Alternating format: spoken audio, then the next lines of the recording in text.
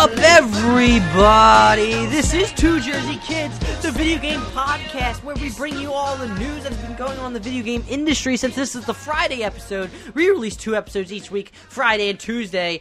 Tuesday, we normally go through the games that are going to be releasing this week and then sort of break down a topic that's been going on. I just had a discussion with Adam Makawak. I can't remember his last name now. Or I do remember his last name, but I always mess it up, and he's talked about how people sort of nicknamed him Pac-Man because Waka Waka. So now it's stuck in my head. But that'll be coming out on Tuesday, our discussion about his experiences with studying game development and everything. But that is not here or there. If you're a new listener, I hope you continue throughout this whole podcast experience and subscribe at the end because I think we're worth it. And if you're a continued listener, we appreciate you so much. Remember, you can follow the podcast at Two Jersey Kids on Twitter. But I am, if I didn't introduce myself already, I am Adam Buckingham alongside my best friend in just anywhere, Gary Seisel, the best stick handler in the business, as I like to call him. How you doing today, Gary? What have you been up to? Well, I'm back in the saddle again. It's been a week since I've recorded, so it's kind of like I gotta learn how to do this thing again. But kind of the same shit. I've been playing Destiny as always, but this weekend was actually different than usual. We went flawless for the first time in about 4 months. For the record, flawless in what? That's what I'm going to clarify. Oh, so in Trials, sorry. Yeah, you should be. So in Trials of Osiris, if you win 9 straight, without losing, you go flawless. Fucking nerds. The funny thing is that the team we beat in this Trials of Osiris was actually a team that beat us earlier on in our card. So you have a Trials card. Shit. Yeah. So we ended up beating them. They beat us 5-0 the first time. 5 rounds to none. And then the next time we faced them, we beat them 5-3. So it was very satisfying. Oh, shit. Hollywood, if you want a comeback story, there it is. That's like a perfect Hollywood story. You get destroyed by the really good fucking team in the beginning, and then you come back and whoop their ass at the end. It's like the first movie that comes to mind is Gridiron Gang with Dwayne "The Rock" Johnson. Underrated movie. Really like that movie. Inspirational. Very inspirational. But on a more interesting note, though, I have actually been watching. I actually bought Rogue One at Target the other day, so I got to watch Rogue One again for like the second time. Actually, I watched it again like a couple days later because it's a really good movie in my opinion. Does it just get better with watching it, or what? I think so. When I saw it in theaters, I enjoyed the movie, but I think on the second and my third viewing, I really came to enjoy it a lot more. It just feels different than Star Wars, but that's not a bad thing. I actually enjoyed it more for that reason. But obviously, the Darth Vader scene at the end, spoilers, is just fucking amazing. Everyone knew that Darth Vader was in the movie. They showed it in the trailer, teaser trailer and everything, so... Yeah, but that scene, though, at the end. No, it's fucking ridiculous. Amazing. If you haven't seen Rogue One and you're a Star Wars fan, what the fuck are you doing? One, and then go see it. Exactly. Dude, goosebumps from that scene. But anyway, that's enough about my life. What have you been doing, Adam? What have I been doing? I recently got back from a softball game, but that's neither here nor there, just because we kind of lost both games. But I did pretty decently, if I do say so myself. What have I been doing? What have I been playing? That's a good question. What have I been playing? That's not, what have I been playing? I was in Florida over the weekend. I didn't play much there. But because the NBA playoffs is going on, and this always happens to me when something big in a certain sporting industry is going on, I get the itch to play a game, so I've been playing NBA 2K16, and I've been building up a franchise for the Philadelphia 76ers. Yeah, that's right. I made sure, if you're not a Sixers fan, you're going to have no fucking clue what I'm talking about right now, but I made sure to trade away Jahlil Okafor and Nerlens Noel, got top picks, Embiid, the starting center, then tanked so much, I had the third pick, and like the 7th pick, or 12th pick. Nice. Ended up trading, for some reason, somebody just wanted to give me Brandon Ingram for my pick. Even though he got taken first, and I was third, I was like, all right, here you go. Well, I'll take him. So I got Brandon Ingram. Then the next draft, I ended up with the 4th pick, the 7th pick, and the 12th pick. I'm fucking doing the Sam Hickey process going on here. And I ended up getting Malik Folks, or basically the number 1 point guard, because you can incorporate drafts that people make, like draft classes, which I fucking love about the game, so it makes it feel realistic. And I was able to get a bunch more, and I feel like we are now on the precipice of entering a playoff run, building up the chemistry, because chemistry is still fucking in these games all the time, and I'm like, what? I don't see the point. But yeah. Someone needs to hire you in the NBA now. We gotta send this podcast to every team in the NBA, and we're gonna get you hired. I really wish it was as easy as like the NBA 2K16. I can just hit Trade Finder and people send me trades. Can I just say, actually, that's like the best feature ever. The one thing I hate about the NHL series, especially the GM mode, is the fact that trading is such a fucking pain in the ass. Like, I try to trade, granted, so I try to trade to like different teams, and every team is like, oh, I don't know what you're thinking. Have you looked at our trade block? Dude, there's no one on your trade block, so I don't know what the fuck you like. What do you want from me? And yeah, anyway, I feel like the that's trade a finder, good feature to make it more simplistic, especially if you just kind of want to see what you can get with a certain person, see what's out there, instead of just like fucking going team to team, just saying, oh, this is cool. Yeah. I think this is a good trade, but the computer's just like, nah, I don't want it. Yeah, it's so annoying. The trade finder. And I hate doing the bullshit of like forcing trades, because that's not fair. Yeah, it's dumb. I always feel I feel like I have to get a shower after doing something like that. Wow, I wouldn't go that extreme. It's dirty. I also was looking into getting playing old Nintendo games on my computer with like an emulator type deal. So I was kind of looking into that, because I kind of want to hop into some old GameCube games, maybe play some Mario Kart, maybe play an old Zelda game, maybe see what it's like, or wait till the SNES Mini, because I was kind of wanting to play Link to the Past, but with an actual controller instead of the keyboard situation. But that kind of made me think, like, what I'm trying to think of what the best what is the best like controller that has been released for any console. What is your take on this, Gary? I was just randomly thinking about it, because I have a kind of a weird choice, but I mean, it's not the best put together, but since in the time that it was, I thought it was the best. I don't know. What is your thoughts? I think the 360 controller is probably the best, honestly. Even when I got my PS3, I didn't mind the controller so much then. Light piece of shit DualShock. Yeah, like I didn't mind it so much then, but looking back now with the PS4 controllers that we have, I just can't believe how terrible that controller actually is. Yeah, I would say the 360 controller is pretty good. I like the original Xbox one. After it got reduced in size, yeah. You remember the first one was like the size of a car. And it got reduced even more for the 360, which if you look back, is still insane. So I would prefer that one, I think, over most. I was going to go, it's a surprise route, but I really enjoy this controller. I really enjoyed the Nintendo GameCube controller. Yeah. Like, I really love that controller. I don't know why. It's just like the necessary button that you need is the largest, which I appreciate. And then you got it's easy to transition between the two. The one thing that I would wish, if they ever sort of brought back that style of controller, which it doesn't seem like now, they go to like the pro route. But I would just love like updated analog sticks like that concave in, which would be perfect for that controller. I honestly, speaking of GameCube, I think the last game I actually played on GameCube was James Bond Nightfire. That's the only reason I remember that console. I'm not even kidding. I remember playing the shit out of this game back in the day. Yeah, I played the shit out of it on the Xbox. Just the fact that you can put like bots in the game and play. Yes, sir. Just a multiplayer match with that, and you could do like all different customizations, like just specifically like explosive shots, explosive rounds, I guess, type of weapons, which is fucking awesome. But I mean, we've been going on for about 9 minutes now, so we're gonna go into the normal topic of this week. That's brought to you by Gary. But, I mean, I fucked it up! It's brought to you by Gatorade, damn it! It's brought to you by Gatorade. But not really. But Gary hates it, and I fucked it up earlier because I wanted to say it's Gary's bringing it, but it's sort of mixed with Gatorade, so I'm sorry. But Gary's about to bring us some This Week in Gaming History. I don't know the actual title.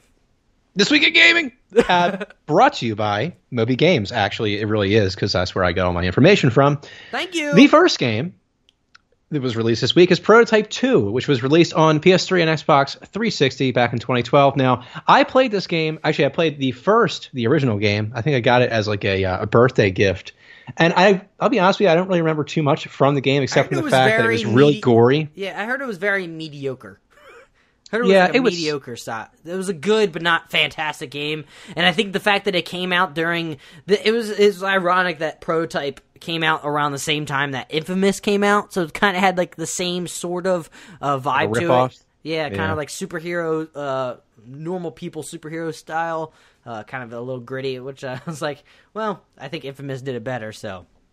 Yeah, it was different. Like I said, it's been so long since I played it. I never beat the game, I don't think, but I do remember enjoying it, though, more than I thought I would once I actually got into the story more. But anyway, next up we have Nier, which was the predecessor to Nier Automata, which was released on PS3 and Xbox 360 back in 2010. Now, this game, on the other hand, this original, was not as well received as the recent entry. I think it got like a 6.5 rating on IGN and other sites.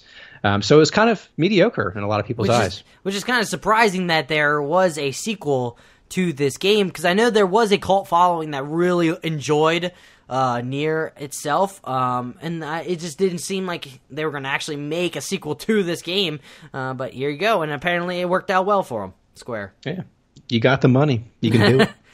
Anyway, and the last game I have on this list is Area 51, released on PS2 and Xbox, and I don't have a date because apparently I forgot to put one down. You fuck up. I think it was back in 2005, though. But anyway, I actually put this game into the list because, I don't know, I used to get Xbox Magazine back in the day, and I remember seeing this game. I've always really been into space and aliens and stuff like that, and this game just really kind of caught my interest. But I never got a chance to play it, but to my surprise, it actually got really good ratings. I think like 8.5, somewhere around there on IGN, and pretty much around the same ratings on other sites as well. So it did pretty well for itself. But unfortunately, I never got a chance to partake. And was it 2005, by the way? I see you checking something. Yeah, it was 2005. Yes, sir. And then I think there was another release in 2007. It was like Blacklist Area 51, so that may have been the console release. But thanks, Gary! That was nice of you!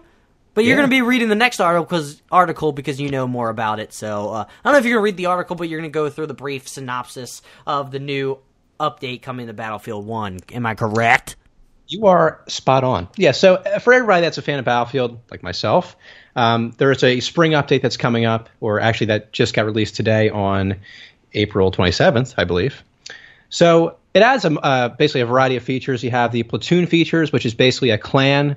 You can basically create clans now, name your clan, have an emblem. You good basically old invite clans. Yes, sir. And you invite your friend.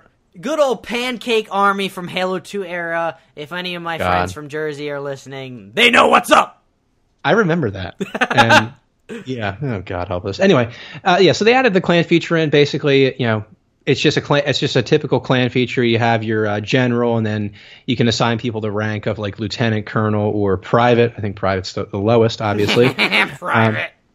So basically, I'm going to be a general. All my friends are going to be privates. But anyway, they added in the medic revive revamp, so to speak. Now medics can spot down soldiers on the battlefield, letting people know that they're coming for them. Whether or not this actually helps, I don't know, because no one really seems to have an interest in actually playing their class in this game. They're just complete idiots. Damn! But, yeah. Shots fired to all you Battlefield players. You suck! No, I am serious, dude. The other night I'm playing, okay, and I'm running the scout class, which means that, believe it or not, I'm actually going to play my class, pull out a flare gun, shoot it on the ground, and you'll be able to see all the enemies on your radar. Crazy idea. But the only problem is that I only have 2 flares, which means I need a resupply, which means I need a support character to give me goddamn ammo. Guess what happens? I request ammo. I stand in front of a support character. He just looks at me. Doesn't throw me ammo. What is that shit? It's so infuriating. Play your class, damn it. Play your class. You're the guy that's yelling into the mic. Just play your class, damn it! I cannot tell you how many times I've actually said that. Like, just, what are you doing? Why are you playing this game? Anyway. What are you doing with your life?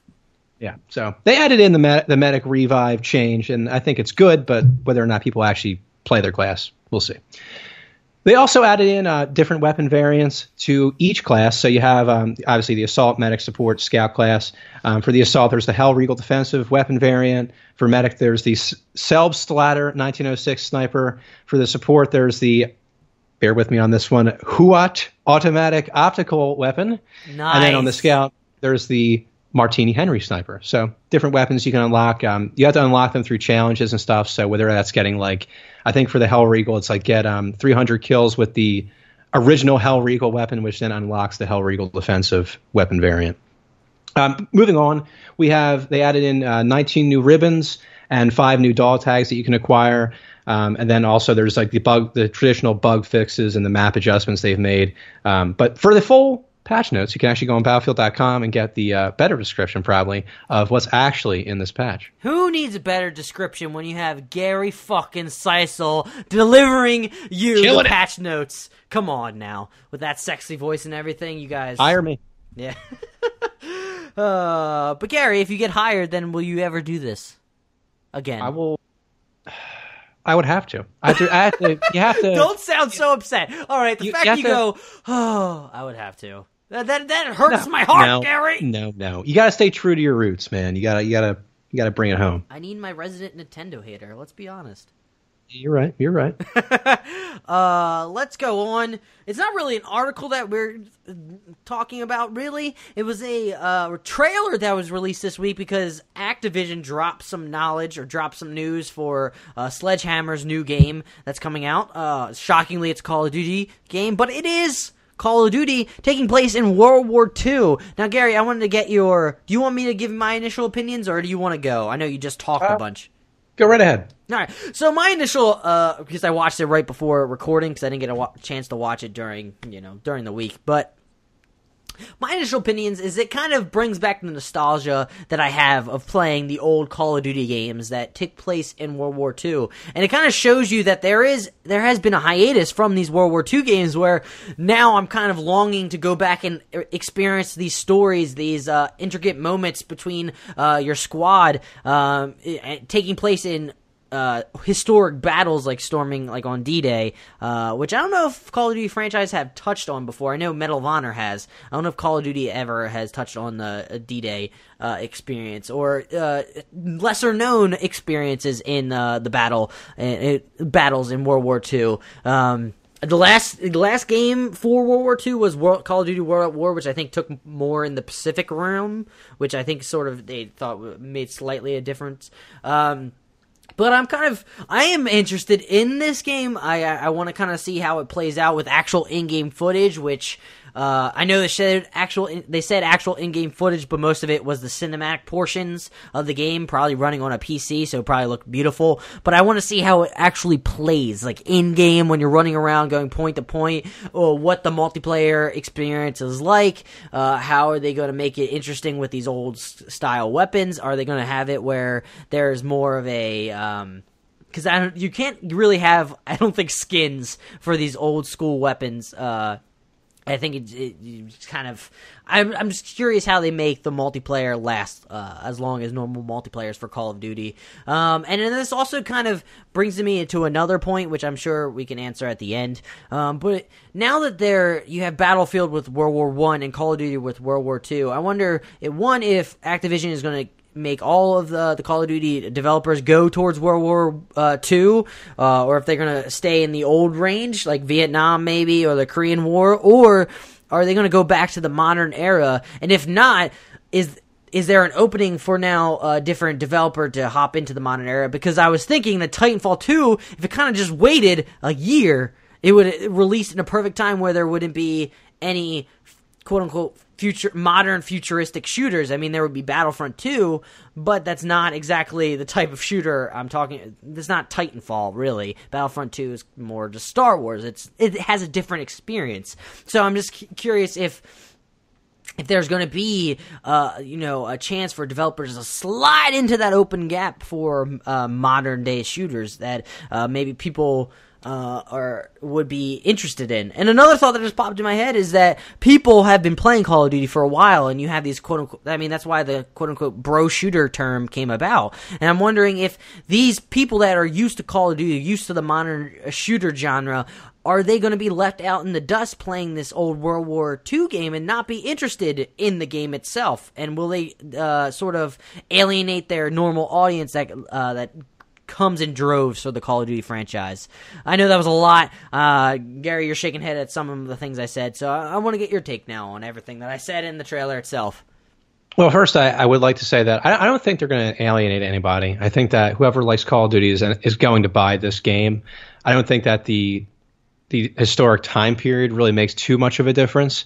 But to the trailer, I watched the trailer. You know, it was a nice trailer, whatever. All right. Well, I mean, I don't really know what to say. I mean, it's just a trailer. Unfortunately, I think that ultimately it's going to come down to the gameplay, like you were saying. I want to see how this game performs when you're actually playing it. You know, and you know, part of the reason I stopped playing Call of Duty in the first place is because I thought the online experience sucked, and I thought that the gameplay was just downright stupid. I didn't like the jetpacks. I didn't like the exosuits. I didn't like all this crazy shit going on. People flying all over the place. I play Destiny for that. You know, I don't play Call of Duty to jump off walls and shit. So I kind of hope that Call of Duty can kind of make itself relevant again in a way. I mean, I know they still make a shit ton of money, but I kind of want to get back. It would be nice to get back into Call of Duty again, but you know, I just have to see the gameplay first. You know. Yeah, I feel you. Ja feels. Do you have any thoughts on, do you think the modern day shooter are done? Do you think the modern day era shooters are gone? Or do you think another developer will see an opening and try to hop in there while Call of Duty and Battlefield are off in the past? I mean, I think it's possible, but I don't really think the time period should matter too much. I think if you make a good game, a good solid game with solid gameplay, maybe a good story mixed in there, good online multiplayer, I don't really think the time period matters. I think people will come to that game regardless. I mean, it showed that in the Call of Duty franchise it was kind of laboring because it was still in the modern era and people were kind of drained on it, and that's why there was excitement with Battlefield 1 because it was taking a different route instead of the same old, same old. So, you know what's actually kind of funny too, the fact that I remember being one of these people that was tired of the World War II. It's like, all right. Me too. It's like, all right, how many times are we going to go back to the same conflict? And now everyone's like, you know what? Okay. Yeah, it's been like 10 years. That's why Call of Duty 4 was such, like, it was mind-boggling because it all of a sudden became the modern era because it had experiences with World War II shooters galore. Every shooter was a World War II shooter. It wasn't just Call of Duty, it was Battlefield. Well, I don't know about Battlefield because they had Battlefield Vietnam. But it was just, there was a lot of World War II shooters going on, and that took a step in the right direction. Then they had World at War where it brought it back to brought it back to World War II, which kind of, I think it just made people sort of pointed out that the fact that they were kind of tired with World War II shooters, and then they brought in Modern Warfare 2, which sort of just destroyed.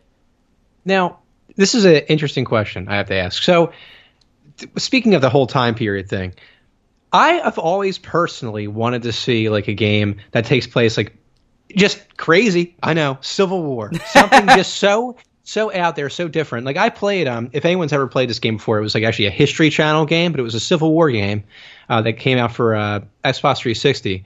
And I mean, honestly, it was kind of fun. You know, using like old-fashioned like muskets and stuff like that, revolvers. It would be kind of cool to see a game studio really like legitimately go after like that kind of time period just to see what they could do with it. I don't know. What do you think? Do you think it'd be cool to play like an online multiplayer like Civil War? I mean, granted, you wouldn't be able to. You would have to figure out a way to make it like logical because you can't just have like a bunch of people standing in a line shooting at each other, you know? Yeah, I don't know. That's the thing is those periods aren't conducive for shooters per se. Maybe they could have like a melee combat, kind of like chivalry style, because you know a lot of people after they were done they would use bayonetas or actual swords that they carried into battle. I don't know. Maybe they could do an alternate reality where it's like Civil War, but it's later in the time period where you had more revolvers and repeaters, more guns or you could fire quickly. I mean, there's a lot of things that you can do. I've always had the want that I would love if like they did like some futuristic thing where they hopped in the past, like they're chasing down somebody trying to change the past somehow, some way. That would be cool. Like that would be cool. Like somehow, like all of a sudden, I don't know, you're fighting in World War II. Hitler decides like to time jump like special Nazi force jumps to like the future. You go to the future, then you go to the past. It's just, I don't know. And you're fighting with different weapons the entire time. That'd be kind of awesome. Like all of a sudden you're back in like Roman times and you're sword fighting. Yeah, just have some fun with it. I don't care. Yeah. I mean, it's video games. You can tell a legitimate story in a shooter. You can tell a fun story. In video games, you can tell any type of story you want to. And I just think sometimes, instead of being serious, I want a shooter just to be, you know what, go out on the limb. Have some fun with it. Are you saying we should patent this idea and make sure no one steals it? Maybe Adam, that's going to be on Tuesday episode, his studio, Staircase Smoke, I believe it's called. Yeah, Staircase Smoke can develop this after they're done developing smaller games. It's pretty genius. Get on it. That was a good idea. That was a good idea. I know. I've been coining this idea since I've been like 13 years old. I've always had this idea in my head. Hell yeah, dude, that's sick. Yeah. I would play it. Me too. Get on it. Activision, hit me up. I'll be the creative director behind it. Just pay me buku amount of money, and then support the podcast. We'll be sponsored by Activision. I don't care. That would be sick. Everyone will hate us then. Yes, they will. We'll become sellouts, and they'll be fucking, fuck you guys. I'm just going to move on from this tangent. Just take a break with all the crazy stuff going on this week. The games have been announced for PS Plus for May, which is exciting. You have Tales for the Borderlands coming to PS4, which, if you have not played Tales for the Borderlands, the fact that this is free for May, you should go play it. It's a Telltale game, and I wasn't a huge fan of the Borderlands, I guess, setting, or what's the world world, I guess you could say, the Borderlands world. I like the gameplay itself, like the games from Borderlands 1 and 2, but this game, it rocks. I really loved the voice acting in this. Spot on. Laura Bailey is in it. Troy Baker's in it. There's a lot of good things. It genuinely made me laugh. They had a lot of good moments, a lot of suspenseful moments. So yeah, I would highly suggest you check out Tales of the Borderlands. Also, if you are into getting trophies, if you complete the game, basically, you get a platinum. So there you go. Then this is for North America, you get Abzu, which is kind of for PS4, which is kind of like in the Journey sense. So I'm kind of interested in checking that out. But I think if you are, which I'm jealous, if you are in Europe, you will be getting Alien Nations, which is a top-down twin-stick shooter, which I'm kind of jealous because I really want to play that game. Then for Vita, but you can cross-buy with PS4 for both these games, you got Laser Disco Defenders, now that's a title, and you have Type Rider. But, Gary, do any of those games tickle your fancy, or you just want me to move on and not have you talk about any of these? Well, the Borderlands thing kind of does. I never actually played the real Borderlands games. I know, I don't crazy. think you need to, Shame. really. Shame. I heard great things about them, though. Yeah. But, yeah, I never actually played the original games, but maybe I'll take a look at this, considering it is free. Of course, I'm also running out of space on my PlayStation to have any games on there anymore, so I have to upgrade my storage space. But anyway, take the wheel, move it on. Just to touch on it real quick, I think you will like this game because you can take multiple branches of how you want to play it. You can be like, the genuine, try to be the nice guy. You can be like the snarky asshole. You can side with like bad people. You can side with like legitimate cool people. You can, it's kind of like Heavy Rain. So so I can relate it to you. It's kind of all your choices matter. So they will remember certain things that you do. So if you accidentally piss somebody off, they will be pissed at you until you fix it, kind of. Like a choose your own adventure sort of thing. Basically, I like it. That's Telltale's. Yeah. There's some like kind of quick-timey type deals, but nothing too outrageous. It's kind of playing a comic book, which is kind of cool. So, moving on, Tom Phillips over at Eurogamer writes, Halo star Master Chief was deliberately absent from much of Halo 5's campaign, a decision the game's developer 343 Studios has now admitted was a, quote, huge disappointment, end quote, for fans. In a new candid interview with Games TM Magazine, Halo franchise director Frank O'Connor and 343 boss Kiki Wolfkill, that's a last name, all right. Kiki Wolfkill, that's a fucking name, all right. That should be a video game name if I ever heard one. Jesus. But they have spoken about their learnings from Halo 5 and how the studio also weathered the storm of criticism generated by the disastrous launch of Halo the Master Chief Collection. I've completely forgot that was fucking awful, with the launch and how you couldn't play multiplayer at all in that game. Quote, we took some digs for storytelling in Halo 5, but they were absolutely merited. We very much realized that people wanted Master Chief's story of Halo 5. We definitely marketed Halo 5 in a way that we hoped was going to bring surprise, but for some fans, and certainly fans of Master Chief, it was a huge disappointment because they wanted more Chief, and that has been a big learning, end quote. O'Connor went on to admit that the studio underestimated player attachment to the character. On the one hand, Master Chief was originally designed as a blank slate and an avatar for the player, but over the last 15 years, he has become a character in his own right and the most recognizable part of the series. It sounds like Master Chief will now become more prevalent in Halo 6 as a result. Quote, the volume of give us more Chief at the end of Halo 5 was significant, and so I think, if anything, he's slightly more important now than he's ever been. Certainly to our franchise, end quote, O'Connor concluded. There's another quote in here, but that one... he's slightly more important than he has ever been. Are you fucking kidding me? Have you... I'm sorry. Yeah. I'm outraged by this. I know I don't like to be outraged too much because sometimes people go too far with being outraged, but this is fucking dumb. Are you serious? Yeah, I have to say this because, look, I understand, like from a business perspective, that you always want to like try to innovate and do things differently. You don't want to keep going back to the same thing over and over again because it gets tired. But like in this particular case, how do you underestimate the value of the Master Chief? I mean, he put his character the Master Chief. Yeah, exactly. He is Xbox. Let's be real. Yeah. The Halo series and the Master Chief, they put Xbox on the map. There is not a question about that. And the fact that they just like were like, we now understand the fact that he's actually an important character. Like, what? That's just asinine. It kind of, I don't know. It feels like they're sort of, they're not Bungie, so they don't understand the importance, I feel like, of Master Chief. I'm not going to sort of compare them, but that just seems like such an asinine statement to say that Master Chief is not important. I mean, people have such a nostalgia factor for Master Chief. That's what people grew up on from Halo 1, 2, and 3. Well, so that's the thing. I'm a casual Halo fan. I'll put it that way. I played the first 3 games. And I haven't played any since. But even I know the importance of Master Chief. Even I know the importance of the Halo series to Xbox. I mean, I don't know if you have to be like a video game genius or connoisseur to suddenly be like, Master Chief might be important. And I feel like you can go on the sidewalk and ask certain people, and I'm sure you'll get a lot of people knowing the answer who this person is if you just show them a picture of Master Chief, just because he's a well-known person. And I mean, I don't know, what was I going to say? I think I had a good point. But I don't remember slightly. What was I going to say? Awkward. Moving on.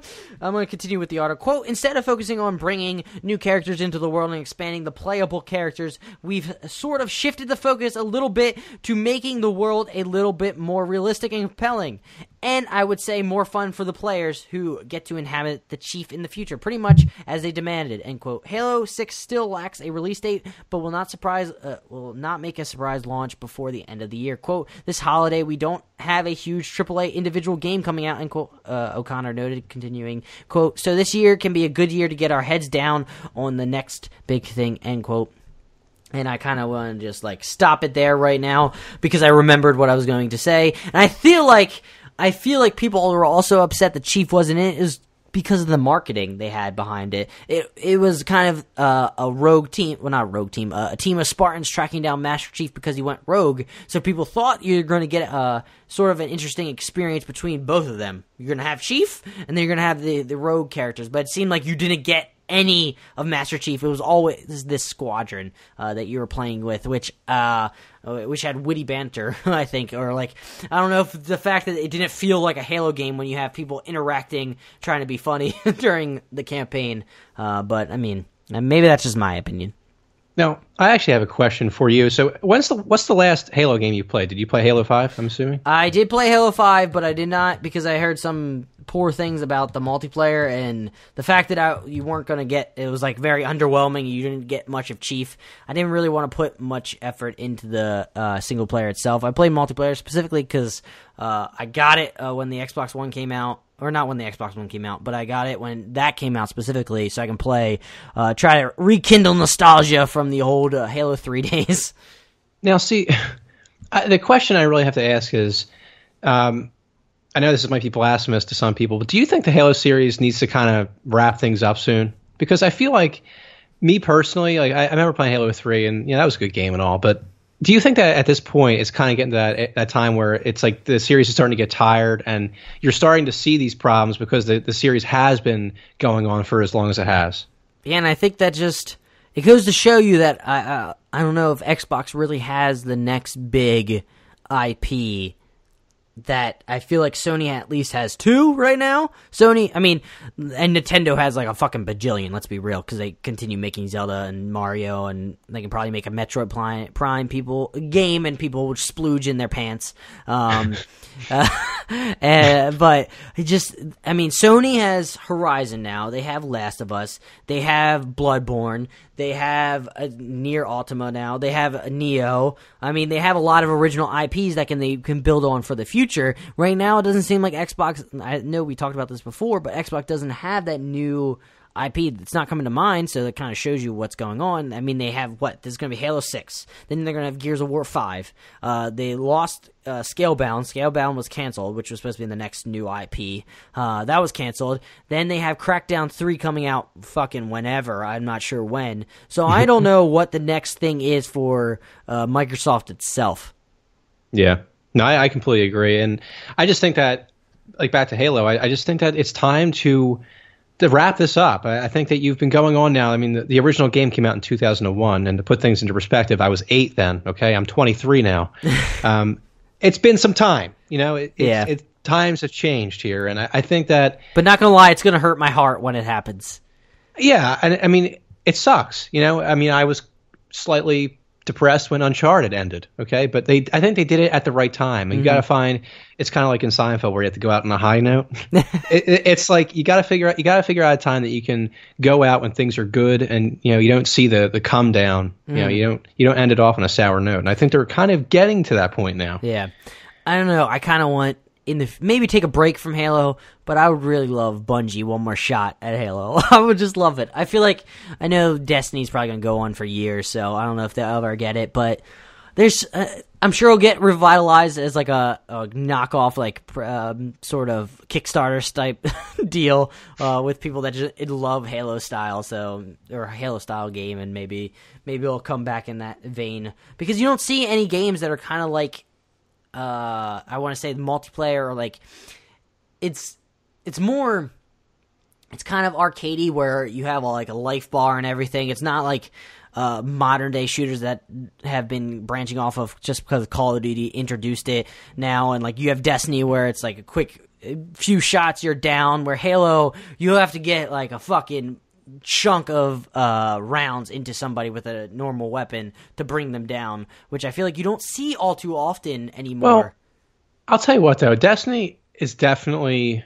That's definitely more in the Call of Duty vein. I'm not gonna. There's no. Do you think so? Yeah, I for sure think that it's the type of shooter that it is. It's more Call of Duty. The way you aim down sights. The fact that I miss just the Halo aspect of shooting from the hip all the time. And you have life bar, and I don't know. It's not the same because you could survive a lot longer and live a lot longer if you just get away from getting shot, whereas Destiny, it seems like you can survive longer, granted, than Call of Duty franchise, I feel like. Yeah, but I still don't think it's on the level as Halo, which it's different from that, yeah. I agree. I mean, it's different from Halo, but it's also way different than COD, though. It's like kind of... It's almost like in the middle, I guess you could say. Not to be a cop-out or anything, but yeah, it kind of is in the middle. Yeah, but I'm just sad to see that type of shooter kind of go if it does go, and I'm not sure if it'll ever come back, which is kind of sad because it offered a lot of joy to me, honestly. A tear comes down my eye. Moving on, Gary, this probably sticks in your craw. You fucking hate I don't give a damn. Just read the damn article. Nintendo has sold 2.74 million Switch consoles, according to Brian Ashcraft over at Kotaku. Wondering how the Switch is doing around the world? What about the new Zelda? Nintendo announced their global sales figures in the newly released financial statement. In Japan, Nintendo sold 600,000 Switch units between March 3rd, when the hardware launched, and March 31st, when the financial quarter ended. In the Americas, during the same period, 1.2 million Switches were sold, while another 940,000 Switch units were sold in the region Nintendo calls quote-unquote other, which is Europe, Australia, and beyond. In total, Nintendo has sold 2.74 million Switch consoles worldwide in less than a month. During that same period, Nintendo had also sold 5.46 million Switch games worldwide. In Japan, 890,000 Switch games were sold, while 2.86 million were sold in the Americas, and 1.71 million were sold in quote-unquote other.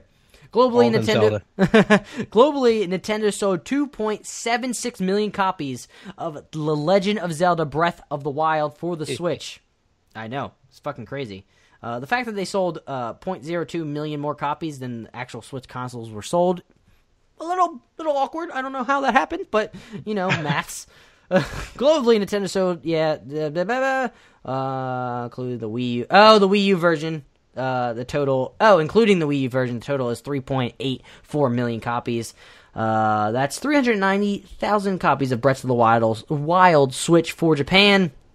But that's about it. That's basically it. The Nintendo Switch is selling well, which kind of seems like what was going to happen. There was a lot of hype going into it. It kind of had hit a lull, but a lot of influencers kind of really adored this, and people hopped on the bandwagon because it was Nintendo taking more of a modern step, I guess, to try to get into, the realm of, 18 to early 30-year-old type players, I guess. More older instead of these baby games. No comment, Gary? No comment from you. You notice how I'm not on fire right now? Like how I didn't die because you read off the sales numbers? Yeah. It's amazing, isn't it, guys? His face got so red, guys. He was so pissed off. He was pounding into the pillow. You couldn't see it, but take my word for it. You can believe me. I had to mute my mic. I was screaming at the top of my lungs. Moving on. Apparently, according to the Zaid Saif over the Game Freak Show, a developer calls Nintendo, quote, they're being douchebags. That's not how a title works, but, it doesn't make sense. But Axiom Verge was coming to Nintendo Switch with a physical release.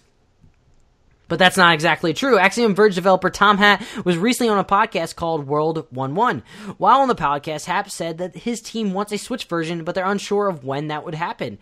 Dan Adelman, former head of digital content and development at Nintendo America, took to Twitter to correct the various news outlets who were misreporting the quote-unquote announcement. In his tweet, Adelman states that, quote, Tom never said that Axiom Verge is confirmed for Switch, frowny face, end quote. Adelman continued with some slight elaboration on why they can't confirm Axiom Verge for Switch. In short, it's on Nintendo's side of the court now. Quote, we need them to say it's okay. We could have had it out at launch, end quote, Adelman stated in a response to a fan question. In another reply, Adelman goes a step further.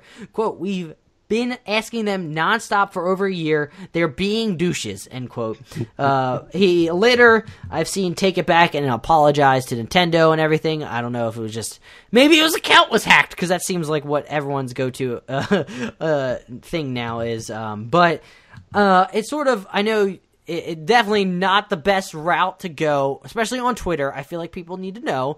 You can't call people, like, especially companies you're trying to get your game on, you can't call them douches. I mean, that's just, I feel like that's PR 101. I feel like that's just business 101. I mean, I'm not a businessman, but, No, you're on point. I feel like if you want to bring publicity to an issue, or to an issue you're having, this isn't exactly the way you go about it. I feel like you just burn your bridges. Like, I feel like there's no chance this game will ever be on Nintendo now. Just saying. Yeah, but I sort of thought of a kind of a different take. I'm wondering, does this sort of shine light that Nintendo does still have issues, I guess, with like quote unquote third parties where they have slightly more difficult time of getting them onto the console itself. But you heard that back during the Wii era and the Wii U era. It seemed like they burned, or GameCube era, they kind of burned some bridges. And I don't know, Nintendo being the type of company that they are, they're very prideful. So I'm not sure.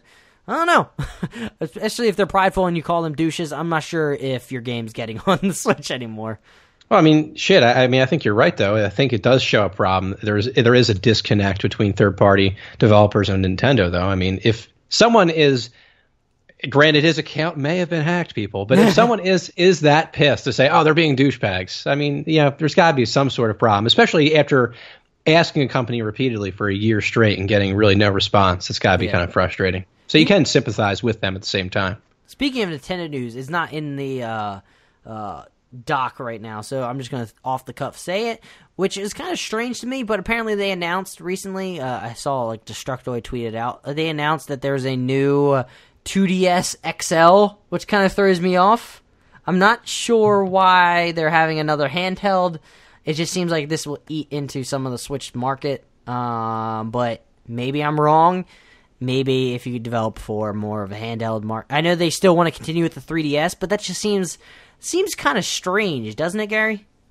Yeah, I feel like it kind of like just confuses things product wise because you have like several different things kind of just competing against each other. It doesn't really make much sense to me. Maybe they were originally planning on releasing the 2DS XL, but they sort of upped the timeline on the Switch with how poor the Wii U was doing. Maybe the Switch was supposed to come out during this coming holiday season, maybe, and the 2DS was already planned and in the works. I don't know. Yeah, I mean, I feel like with the 2DS anyway, it's going to hurt the sales of that portable game system. I feel like by releasing the Switch and then having this one come out after it, you're kind of just overshadowing it, and it's not going to really sell well. Yeah, I don't know.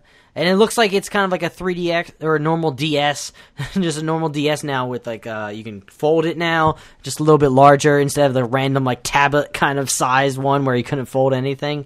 That was a fucking stupid design in my opinion. I know some people because it's Nintendo were like, yes. I'm like, no, that is awkward. Awful. Yeah. Moving on, a controversial vintage video game, Night Trap, is getting a PS4 and Xbox One release. Derek Rosnell over at Nerdist writes, in the 80s and early 90s, video games were like the Wild West. Any developer could essentially release whatever sort of content they wanted without having to answer to anybody. For example, the 1992 Sega CD game called Night Trap, which featured live action video content that could be and was considered quote-unquote sexual. It was so controversial, in fact, that it and a handful of other games are considered the catalyst for the ESRB rating system, which you now see on every major video game, obviously. And now, 25 years since, apparently it's coming back. Limited Run Games is re-releasing Night Trap for PS4 and Xbox One.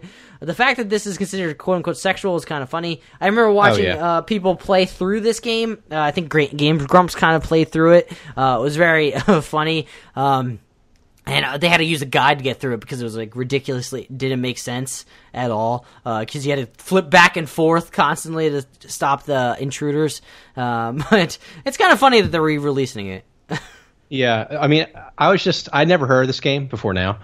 So I was watching the trailer. I urge people that haven't seen the trailer to watch it because it's so painfully like late 80s, early 90s. Yep. It's ridiculous. But it is funny that you were saying how they considered this game to be controversial because if you remember the song, it's kind of weird, just kind of random thought I had in my mind. But if you remember the song "Genie in a Bottle" by Christina Aguilera, in a bottle, you gotta rub me the right way. Love precisely. Well, it's funny because that song was considered controversial when it came out, and they were very. I remember, at least I was reading that like a lot of radio stations wouldn't play it or would censor it in certain ways. But like you think about that song, and then you think about songs now. I know. Like, they just blatantly say like "eat that ass," and people are like, "Oh yeah, man, that's good. That's good. It's fine. It's fine. It's fine." It's like there's no subtlety anymore. Like, I mean, I don't know how much worse it could get. I mean, honestly, like going forward, like in the next 20 years, how much worse is it going to be? Will there be like naked people walking on the street? Like, I don't know. It's going to be crazy. I mean, there's nude beaches. Fun times. Nothing wrong with being in the nude. Could be nude cities soon, apparently. Moving on. Vivendi, apparently, the takeover of Ubisoft will happen this year. There was a report, according to Sharif Saeed over at Video Game 24/7. Vivendi will move forward with a full takeover of Ubisoft this year, according to a new report. Vivendi, the French conglomerate that's been acquiring more and more of Ubisoft shares over the past couple of years, will finally move on to completely take over the French publisher. Vivendi, which currently owns just over 25% of Ubisoft shares, is accelerating the acquisition, according to a Reuters report.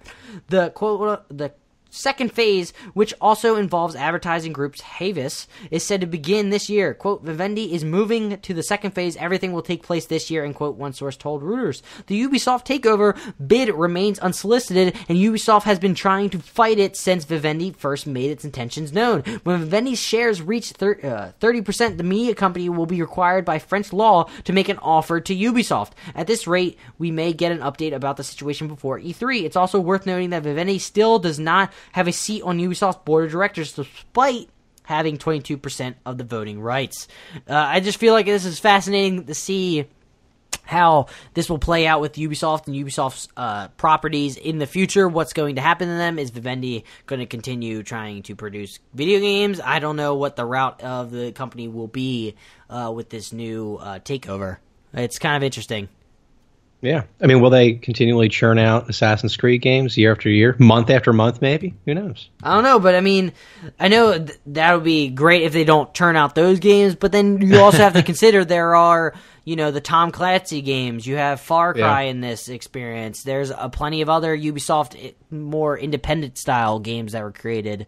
I can't remember off the top of my head, but... I mean, it's possible... Sorry, I didn't mean to interrupt. No, you're fine. It's possible they could continue making those games, but take a different direction with some of them, maybe. I don't know. I don't know what their plan is with Ubisoft itself. It's kind of sad to see because Ubisoft obviously didn't want it to happen. But I mean, that's what happens in business. Can be a little ruthless. It is interesting, actually, to see kind of the fall of Ubisoft, in my opinion. I mean, it was a slow disease taking over them. Yeah, I mean. First, the whole Assassin's Creed thing. I guess that was kind of like the major failure in some ways. Is that they really killed that series. Speaking of a series dying, this is a perfect example. We were talking about Halo earlier. Well, this one, it was dead, but they kept just beating a dead horse. They should. What they're doing right now, taking a break from it, they could revamp the gameplay system, make it more modern style instead of what they have with Assassin's Creed. Make it actually like a stealth game instead of this bullshit walking through a crowd, which would make it even better. They had an intriguing story in the first two, and then they sort of shat the bed with it, which is kind of unfortunate. I will say that I actually enjoyed Black Flag, though. Now, granted, okay, so this was my first experience with the Assassin's Creed series. I actually never got a chance to play the first couple. So Black Flag was my first experience. I enjoyed that game for what it was, But obviously, I think, what was it? Assassin's Creed Syndicate? Which one was it that was really terrible? People ripped it apart nonstop. I can't remember. I think it was Syndicate. I think it was because they released one on PS4 and they also released one on PS3 at the time. It was after Black Flag. I think it was Assassin's Creed Syndicate where there was a lot of issues. I think that was the French Revolution. Not rendering. Yeah. That's it. It was creepy, monster faces. Yeah. Ridiculous. Should we move on? Yeah. We're moving on! I'm sure Gary is excited about this article. Oh, I am. Yes, I am. According to Charlie Hall over Polygon, a teen gets 2 years prison sentence for DDoS attacks. Adam Mudd was sentenced to 2 years in prison by a UK judge yesterday for creating a tool used to launch devastating distributed denial of service, or DDoS, attacks around the world. The Guardian reports that his service, called Titanium Stressor, was used in more than 1.7 million attacks, including assaults on servers used to support Minecraft, RuneScape, and Microsoft's Xbox Live service. Mudd is now 20 years old and built the tool when he was 16. Neither he nor Titanium Titanium Stressor were involved in the infamous Lizard Squad attacks in 2014, although 6 other British teens allegedly were.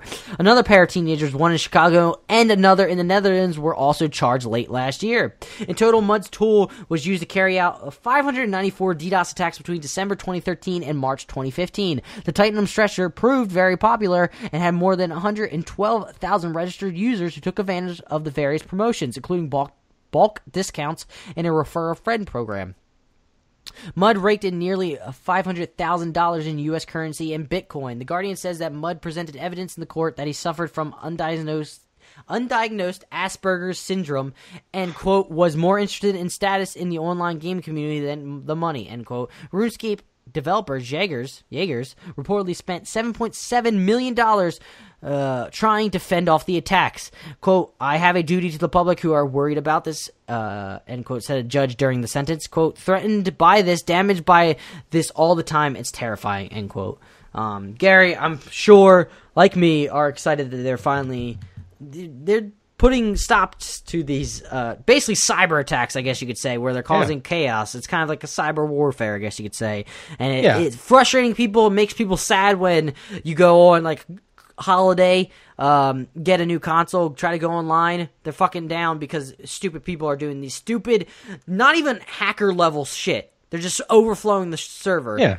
It's nothing talented about it. It's nothing skillful. It's shit. It's just so stupid. But I'm really happy to see this happening. I'm happy they're finally cracking down on it because I want to see these people, these children, put in jail. But he's 20 years old. He's kind of trying to claim that he has undiagnosed syndrome. Sure I mean, come on, that's like a cop out. I mean, I have mental illness too. I'm schizophrenic now. I can just say it. Yeah, sure.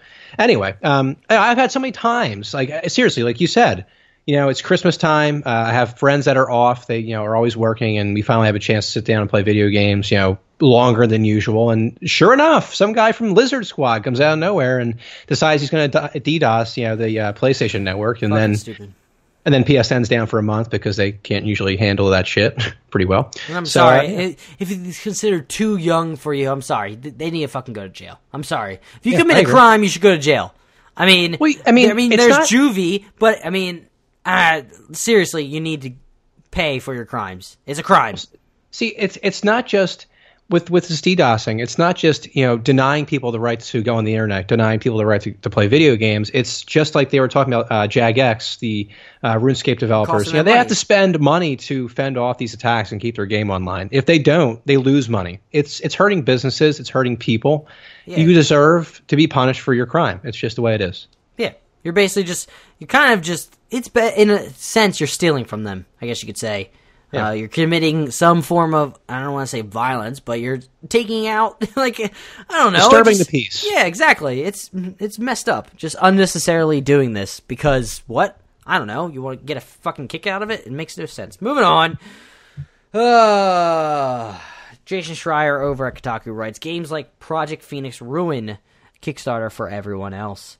Kickstarter, a polarizing crowdfunding website that has become a useful tool for aspiring game developers, should maybe reconsider its policy on helping backers of failed projects get their money back. Otherwise, projects like Project Phoenix will keep hurting crowdfunding for everyone.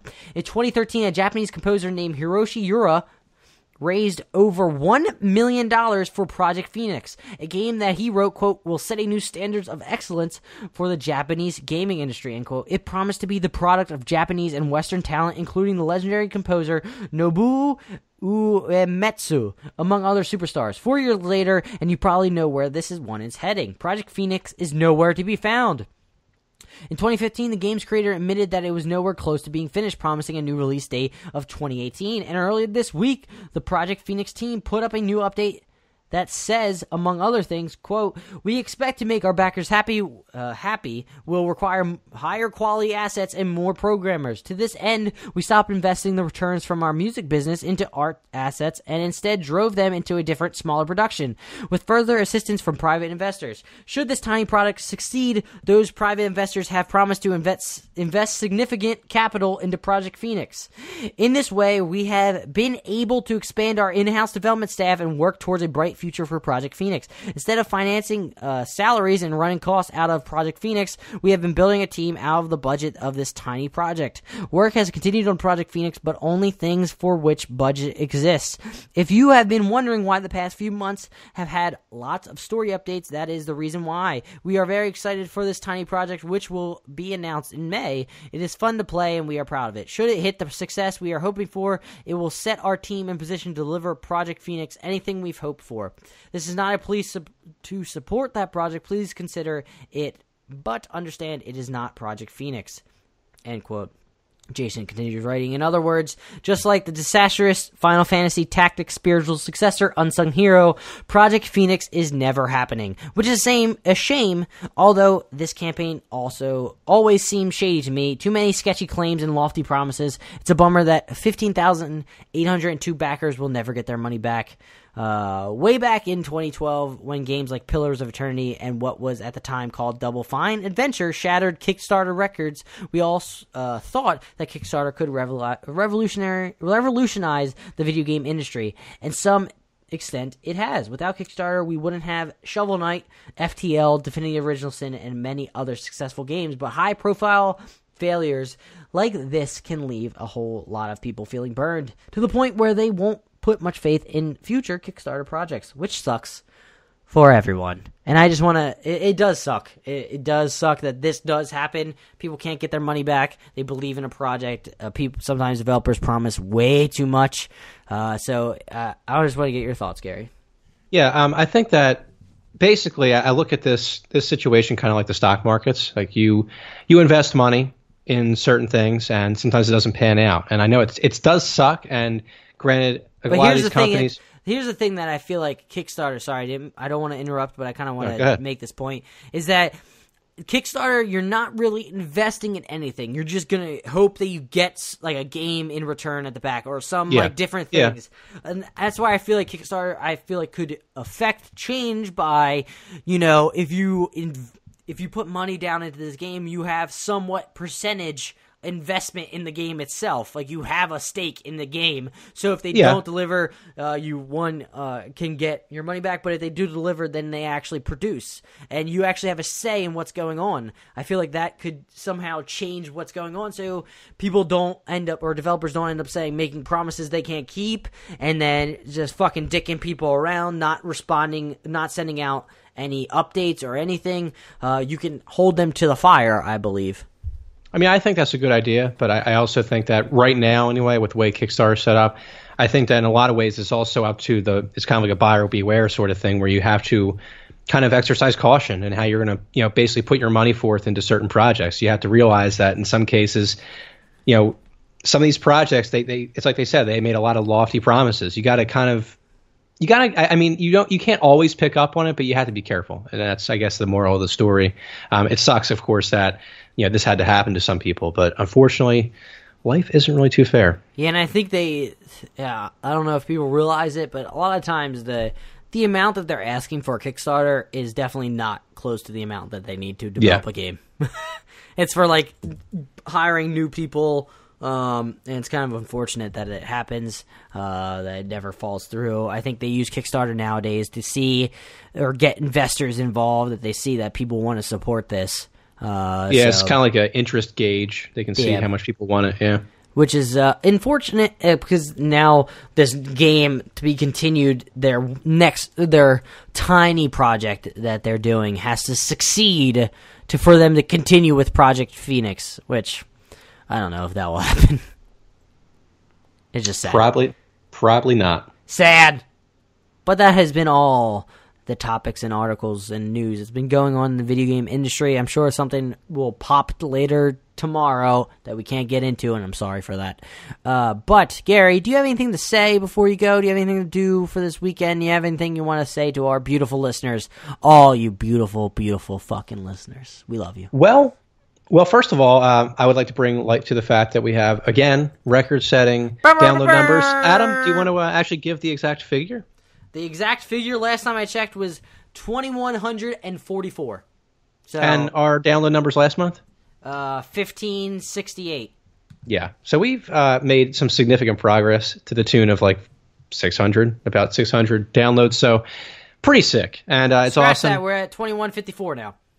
There we are. While recording. So I don't know about you guys, but this is really exciting for all of us, or for me and Adam anyway. Yeah. Sure. It means that people are listening, giving us a chance, and we're just growing by the month essentially. So it's nice to sit down, make these podcasts and know that people are actually on the other end enjoying them. We hope anyway. Or if you're screaming into your car, like if you're listening in the car and just screaming at us for being stupid, that's fine too, as long as you continue listening. And that means we're doing something right if they hate us. I want someone to send us a hate mail in the future. Jesus, man, I don't want that. Just to know we're doing something right. Okay, yeah. Somebody's going to do that just to stick around with us just because. Okay. But this has been episode 35 of Two Jersey Kids. Like Gary said, we appreciate you all for listening. It really makes us, shockingly, we didn't expect to hit 2,000 this soon. It's kind of rad that it happened. I can't stop smiling. It's pretty cool. But yeah, we appreciate you so much.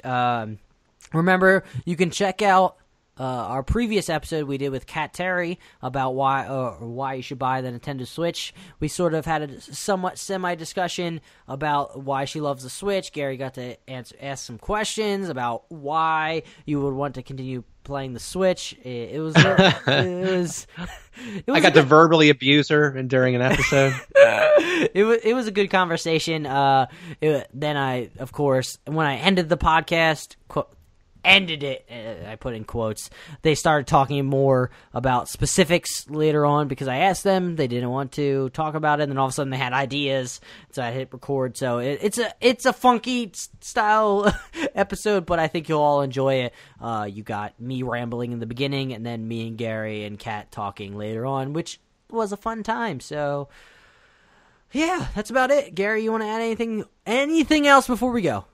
No, just thanks everybody for listening.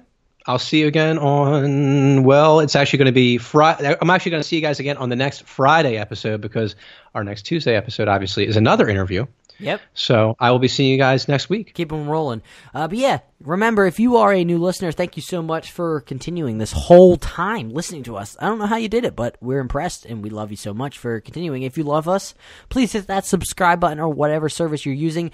If you are using iTunes or if you have an Apple device, please go to the podcast app and review us. We also have links on Twitter where you can click and it'll take you to the podcast itself on iTunes, and you can just go to review and hit write review. Give us 5 stars if you think we if you think we deserve it. I think we do, but just leave us feedback. It would help us out so much. You can email us questions if you want us to answer them at twojerseykids@gmail.com. You can follow us on Twitter at twojerseykids. There's a bunch of spiel. I think Two Jersey Kids is also on Facebook. If I am correct, we are. But yeah, we thank you so much for being here. We love you so much. So, Gary, say bye. Adios. Until next time, guys, keep playing those games. Bye.